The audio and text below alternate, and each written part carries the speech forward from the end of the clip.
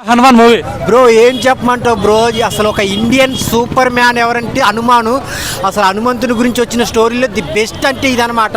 ఆ ఇచ్చిన వెలివేషన్ కానీ, ఆ ఈవీఎఫ్ఎక్స్ కానీ, ఆ గ్రాఫిక్స్ కానీ, ఆ పవర్స్ రావటం కానీ, అన్ని క్యారెక్టర్స్ తేజ కానీ, గెటప్ సీన్ కానీ, వరలక్ష్మి, శరత్ కుమార్ కానీ చాలా అంటే చాలా బాగున్నారు. అన్ని క్యారెక్టర్స్ అబ్బా అబ్బా అబ్బా మైండ్ పోతుంది నిజంగా. లాస్ట్ హాఫ్ అన్ అవర్ అయితే ఆ బ్యాక్గ్రౌండ్ మ్యూజిక్ కానీ, ఆ విజువల్స్ అయితే విజువల్ ట్రీట్ అని చెప్పాలి. నిజంగా ప్రతి ఇండియన్, ప్రతి ఒక్క పౌరుడు, ప్రతి ఒక్క విలేజ్ వాళ్ళు చూడాల్సిన సినిమా ఏదైనా ఉందంటే హనుమాను. సో ఈ సినిమాకి పెట్టిన బడ్జెట్ చాలా తక్కువైనప్పటికీ వాళ్ళు ఇచ్చిన కంటెంట్ కానీ, విజువల్ ట్రీట్ కానీ ఒక 100 కోట్లు 200 కోట్ల అంత ఉంటుందన్నమాట.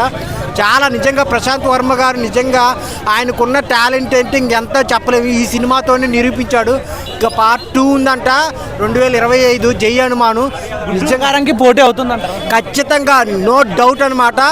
సో ఒక గుంటూరు కారం ఏమాత్రం కొంచెం డల్ అయినా కానీ ఈ సినిమా అయితే ఈ సంక్రాంతికి దద్దరిల్లిపోయింది అనమాట. కలెక్షన్స్ పరంగా పాన్ ఇండియాలో నార్త్లో వాళ్ళకి కూడా బాగా కనెక్ట్ అయ్యే సినిమా ఏదైనా ఉందంటే హనుమాను. నిజంగా తేజ సజ్జ అయితే యాక్టింగ్ కానీ చిన్న వయసులోనే ఇంత పెద్ద సినిమాను మోయటం అనేది మామూలు విషయం కాదన్న. నిజంగా చెప్తున్నాను. ఆ పవర్స్, ఆ ఎలివేషన్స్, ఆ ఫైట్స్ చాలా అంటే చాలా బాగుంటాయి. ఫ్యామిలీతో చూడాల్సిన సినిమా, ప్రతి ఒక్క భక్తుడు చూడాల్సిన సినిమా అనమాట. ఈ సినిమా చూసిన తర్వాత అందరూ ఒక ట్రాన్స్లోకి వెళ్ళిపోతారు. థియేటర్ నుంచి బయటకు వచ్చేటప్పుడు ఒక ట్రాన్స్తో బయటకు వస్తారు. నమ్మకం లేని వాళ్ళు కూడా నమ్మకంతో బయటకు వస్తారు. Thank you.